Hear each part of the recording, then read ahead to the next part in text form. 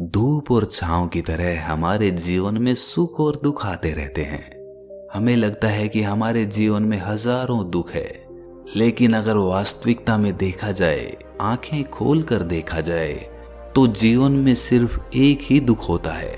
और वो दुख क्या है? इस बोध कहानी के माध्यम से हम समझ जाएंगे कि वो एकमात्र दुख क्या है और उसका समाधान क्या है। तो अपने दुख का निवारण करने के लिए इस कहानी को आखिर तक जरूर सुने। इससे पहले कि आप इस कहानी में खो जाएं, इस चैनल को सब्सक्राइब जरूर कर लें। तो चलिए कहानी शुरू करते हैं।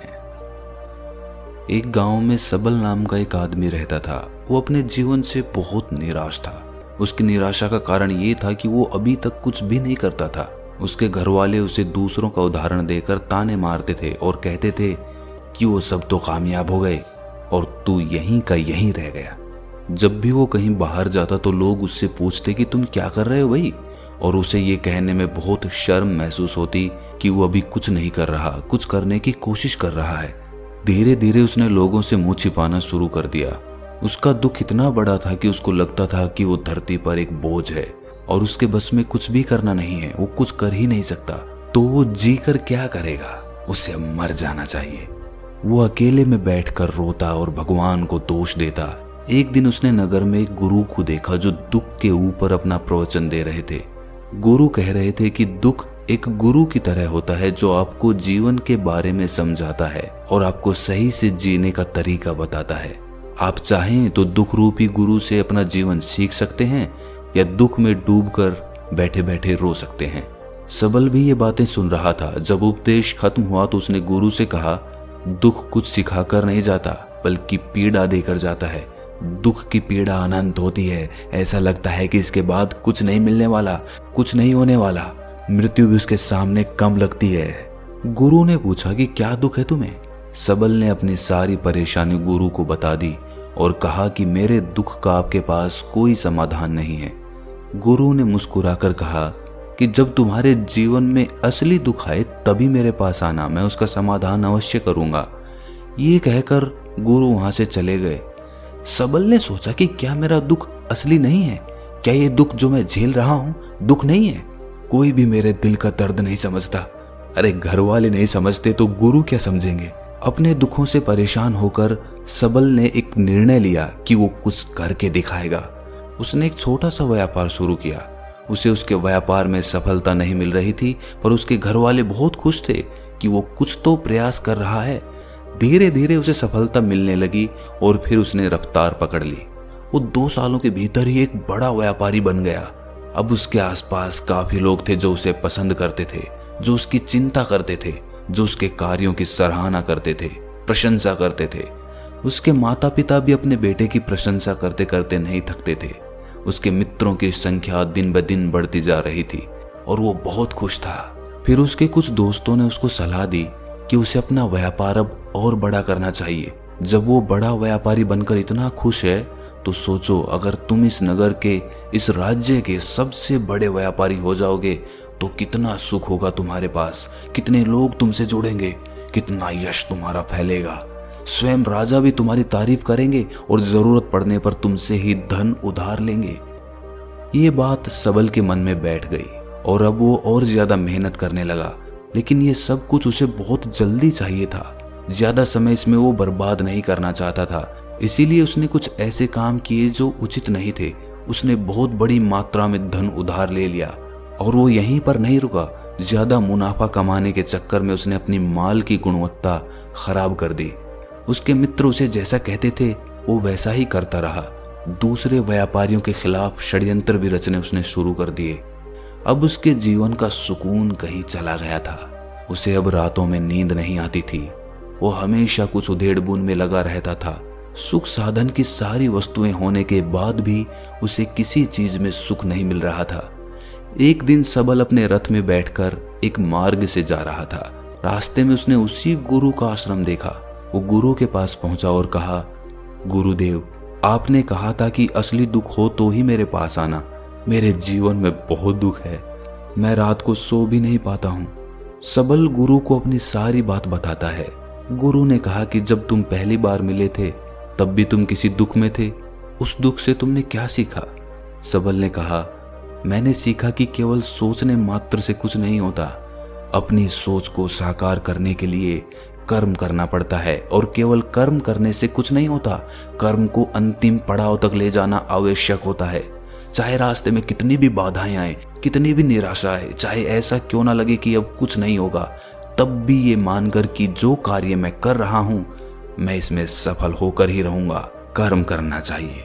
लोग केवल सफल आदमी को ही महत्व देते हैं, बाकी चाहे कोई कितना भी अच्छा क्यों ना हो, इस दुनिया के लिए वो बोझ ही कहलाता है। गुरु मुस्कुराए और कहा, जब तुम्हारे जीवन में असली दुख आए तब मेरे पास आना, मैं उसका समाधान अवश्य करूंगा। सबल फिर से आश्चर्यचकित हो गया कि ये दुख क्या असली दुख नहीं है? असली दुख और होता क्या है? लेकिन उसने कुछ नहीं बोला। सबल ने गुरु को एक घड़ा भेंट किया जो सोने के सिक्कों से भरा था। घड़े को देखकर गुरु ने कहा कि इस घड़े को वहां उस पेड़ के नीचे गड्ढा खोद कर दबा दो, ये मेरे किसी काम का नहीं है। सबल ने ऐसा ही किया और वो वहां से चला गया। धीरे धीरे सबल को व्यापार में घाटा होने लगा। उसकी धन संपदा धीरे धीरे घटने लगी और एक ऐसा समय आया जब उसके ऊपर बहुत कर्जा हो गया था। लेकिन वो निश्चिंत था, क्योंकि कर्जा उसके मित्रों द्वारा ही उसे दिया गया था। वो सोचता था कि उसके मित्र उसके बुरे समय में उसका साथ देंगे, पर ऐसा कुछ नहीं हुआ। सबसे पहले उसके मित्रों ने ही अपना उधार धन उससे मांगना शुरू कर दिया। ना देने पर जान से मारने की धमकी तक दी। उसके शुभ चिंतक, उसके चाहने वाले सब उससे दूर होते चले गए। उसके पिता उसकी गलतियों को उसे गिनवाने लगा। उसकी सारी संपत्ति नीलाम हो गई। उसके पास कुछ नहीं बचा। वो सड़क पर आ गया। उसने अपने पिता से सहायता मांगी। पिता ने कहा कि मेरे पास तो ये थोड़ी सी संपत्ति है, अगर मैं तुम्हें ये दे दूं तो मैं तुम्हारी माँ को कहाँ रखूंगा? हमारा सहारा यही संपत्ति है बेटा। उसके जीवन में बहुत गहरा दुख था। उसके आसपास कोई भी ऐसा नहीं था जो उसे संभाल सके। इस धोखे की वजह से वो टूट गया था। लगता था कि जीने का कोई मतलब नहीं है, मृत्यु ही एकमात्र सहारा है। वो मरने के लिए एक नदी की तरफ जा ही रहा था, तभी रास्ते में उसे याद आया कि गुरु ने कहा था कि जब उसके जीवन में असली दुख आए तो वो उनके पास आए और वो उसके दुख का समाधान कर देंगे। सबल गुरु के पास गया और उसने गुरु को सारी बात बताई और कहा कि मेरे दुख का समाधान कीजिए गुरुदेव। गुरु ने कहा कि जब तुम्हारे जीवन में असली दुख आए तभी मेरे पास आना, मैं उसका समाधान अवश्य कर दूंगा। सबल ने कहा कि असली दुख क्या होता है ये असली दुख गुरुदेव? क्या अब मेरे जीवन में जो घट रहा है वो दुख नहीं है? गुरु ने कहा कि पहले ये बताओ कि तुमने अपने इस दुख से क्या सीखा है। सबल ने कहा कि जो लोग तुम्हारी तरक्की के पीछे पीछे तुम्हारे साथ आए हैं वो तुम्हें धोखा देंगे, क्योंकि तुम्हारे बुरे समय में वो तुम्हारा साथ नहीं देंगे बल्कि तुम्हारा फायदा उठाएंगे। भरोसा केवल उन्हीं लोगों पर करना चाहिए जो तुम्हारे बुरे समय में, असफलता के समय में तुम्हारे साथ खड़े रहे हों। और ऐसे लोग बहुत कम ही देखने को मिलते हैं गुरुदेव। जिन्हें मिलते हैं उन्हें हमेशा उनकी कद्र करनी चाहिए। कभी किसी के खिलाफ षड्यंत्र नहीं करना चाहिए। ईमानदारी और धैर्य के साथ काम करना चाहिए। लालच नहीं करना चाहिए। गुरु ने पेड़ के नीचे गड्ढा खोदकर घड़ा निकाला जिसमें सोने के सिक्के भरे थे और वो घड़ा सबल को दे दिया और कहा कि जब असली दुख आए तभी मेरे पास आना। सबल को उस घड़े से थोड़ी उम्मीद मिली। उसने गुरु को प्रणाम किया, धन्यवाद किया और वो घड़ा लेकर चला गया। उस धन से उसने दोबारा व्यापार शुरू किया और अब वो छोटा सा व्यापारी बनकर भी खुश था और ईमानदारी से काम करते करते वो फिर से एक बड़ा व्यापारी बन गया। हालांकि इसमें उसे अब कुछ समय लगा, लेकिन अब वो खुश था। उसका जीवन खुशियों से भरा था। लेकिन आप कितने ही अच्छे हैं, कितना ही अच्छा काम करते हैं, दान करते हैं, पुण्य करते हैं, लोगों की मदद करते हैं, जीवन में दुख सबके आता है। तो सबल के जीवन में भी फिर से दुख आया। उसके माता पिता की मृत्यु हो गई। वो दोनों एक ही दिन मृत्यु को प्राप्त हो गए। सबल अपने माता पिता से बहुत प्रेम करता था, इसीलिए उसे बहुत गहरा आघात लगा। वो उन्हें शमशान ले गया, वहां पर उनकी अंतिम क्रिया की। सबल ने जब उन्हें चिता में जलते हुए देखा तो उसका मन बेचैन हो उठा। उसके मन में हजारों सवाल खड़े हो गए। वो घर वापस आया तो उसने अपने माता पिता की संपत्ति को देखा जिसके लिए वो हमेशा लड़ते रहते थे। आज वो लावारिस की तरह पड़ी थी। उसकी देखरेख करने वाला, उसे देखने वाला कोई नहीं था। उसके पिता ने जो भी इकट्ठा किया था सब यहीं पर रह गया था। एक दिन पहले तक भी वो अपनी संपत्ति के लिए किसी से भी लड़ने के लिए तैयार थे, लेकिन आज सब कुछ खत्म हो चुका था। उसका मन बहुत बेचैन हो रहा था। लग रहा था जैसे कुछ खाली है, कुछ अकेलापन सा है, कुछ डर है, कुछ है जो समझ नहीं आ रहा। इसीलिए वो गुरु के पास पहुंचा। गुरु ने सबल को देखते ही कहा कि क्या कोई दुख है? सबल ने कहा कि जीवन में वैसे तो कोई दुख नहीं है गुरुदेव, सब ठीक ही है, सब सुखी हैं, पर आज मेरे माता पिता की मृत्यु हो गई और मेरा मन बहुत दुखी है। गुरु ने कहा कि इसमें दुखी होने वाली क्या बात है? एक दिन तो सबके प्रियजनों को मर जाना ही है। जीवित तो यहाँ कोई नहीं रहा और ना ही कोई रहेगा।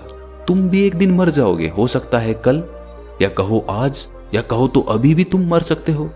सबल ने कहा कि गुरुदेव आप ये क्या कह रहे हैं? मैं भी मर जाऊंगा? अरे मैं तो अभी जवान हूं। गुरु ने कहा कि प्यारे, इस भ्रम में मत जीना कि मृत्यु बूढ़ों को ही आती है। बूढ़ों के सामने जवान भी मर जाते हैं, बच्चे मर जाते हैं। मृत्यु का किसी की उम्र से कोई लेना देना नहीं है। गुरु के मुख से ये बातें सुनकर सबल वहां से चुपचाप चला गया, पर उसका मन जैसे बेचैन हो गया था। वो कुछ खालीपन सा महसूस कर रहा था। दिन रात वो अपने बारे में ही सोचता रहता कि वो क्या कर रहा है, वो क्या है, क्यों है, कैसे है, हम क्या हैं, हम क्या करने आए हैं यहाँ पर? क्या बस चीजों का उपभोग करना और मर जाना ही जीवन का असली मतलब होता है? उसे कोई जवाब नहीं मिल रहा था और उसका दुख बढ़ता ही जा रहा था। कुछ दिन बाद वो वापस उसी गुरु के पास पहुंचा और गुरु को सारी बात बता दी। गुरु मुस्कुराए और गुरु ने कहा कि आज पहली बार तुम्हारे जीवन में असली दुख उत्पन्न हुआ है। वास्तव में यही है जो दुख कहलाने लायक है कि हमें पता ही नहीं है कि हम क्या कर रहे हैं, क्यों हैं, कैसे हैं, कौन हैं हम और हमें क्या करना है। सबल ने कहा गुरुदेव मेरे दुख का समाधान कीजिए। गुरु ने कहा कि हम सब अपने जीवन भर क्या इकट्ठा करते रहते हैं। सबल ने कहा कि गुरुदेव सभी लोग धन संपत्ति, मान सम्मान, प्रेम, परिवार, मित्र, शत्रु, पद प्रतिष्ठा इकट्ठा करते रहते हैं। गुरु ने कहा कि क्या इनमें से कुछ भी इकट्ठा करके हम अपने साथ ले जा सकते हैं? सबल ने कहा कि नहीं गुरुदेव, इनमें से तो कुछ भी साथ नहीं ले जाते। मेरे माता पिता के साथ भी कुछ नहीं गया, सब तो यहीं पर छूट गया।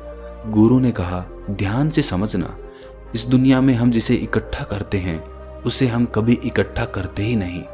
सभी चीजों को देखते हैं लेकिन उसे देखते ही नहीं। जिसे हमें इकट्ठा करना है वो है हम खुद। हमें इस दुनिया में अपने आप को इकट्ठा करना है ताकि जब हमारी मृत्यु हो तब हम एक हो सकें और अपने आप को पहचान सकें। हम बटे हुए हैं प्रेम में, नफरत में, क्रोध में, क्रूरता में, धन में, संपत्ति में, पद में, प्रतिष्ठा में, सम्मान में, पहचान में, धर्म में, जाति में, दूसरों को लूटने में और अपने आप को लुटाने में, और ऐसी ही हजारों लाखों वासनाओं में हम बंटे पड़े हैं। हम टुकड़ों में जीवन जी रहे हैं। हमारी चेतना कभी भी एक नहीं हो पाती। हमारी ऊर्जा शक्ति बिखर गई है। इसीलिए हमारे पास इतना भी समय नहीं है या इतनी भी शक्ति नहीं है कि हम मुड़कर अपनी ओर देख सकें। वास्तव में लोग जिंदगी भर जिन्हें दुख दुख कहकर चिल्लाते रहते हैं और उनका समाधान खोजते रहते हैं, उन्हें उनका समाधान कभी मिलेगा ही नहीं, क्योंकि जिन्हें वो दुख कहते हैं वो दुख है ही नहीं। इसीलिए यहाँ किसी को कभी उनके दुख का समाधान नहीं मिलता। वो बस एक परिस्थिति से छूटकर दूसरी परिस्थिति में फंस जाते हैं। जैसे वो पहली समस्या में रो पड़ते थे वैसे ही वो दूसरी समस्या में रो पड़ते हैं।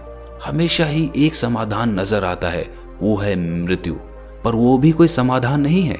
इसीलिए इन सब का अगर परम समाधान चाहिए तो अपने आप को इकट्ठा करो, अपनी ऊर्जा को इस संसार से वापस खींचो, उसे एकत्रित करो, अपने ऊपर ध्यान दो, अपने पर ध्यान लगाओ। मृत्यु से पहले अपने आप को पहचान लो, ऐसे ही बिखरे हुए मत चले जाना। सबल ने कहा तो क्या गुरुदेव हमें ये संसार छोड़ देना चाहिए, अपनी इच्छाओं को मार देना चाहिए, धन संपत्ति इकट्ठी नहीं करनी चाहिए? क्या हमें यहाँ किसी से प्रेम भी नहीं करना चाहिए?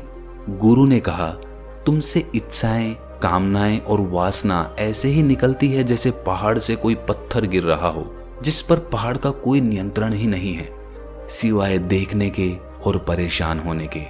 जब तुम एकत्रित हो जाते हो तब जो भी तुम करते हो वो सब नियंत्रण में रहता है, तब इच्छाएं भी तुम्हारी इच्छा से निकलती है।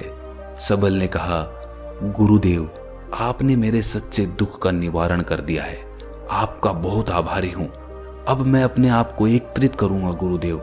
मानव शरीर में बहुत ऊर्जा है, बहुत शक्ति है, पर वो बेकार की चीजों में बंट कर रह गई है, व्यर्थ की चीजों में लगी रहती है।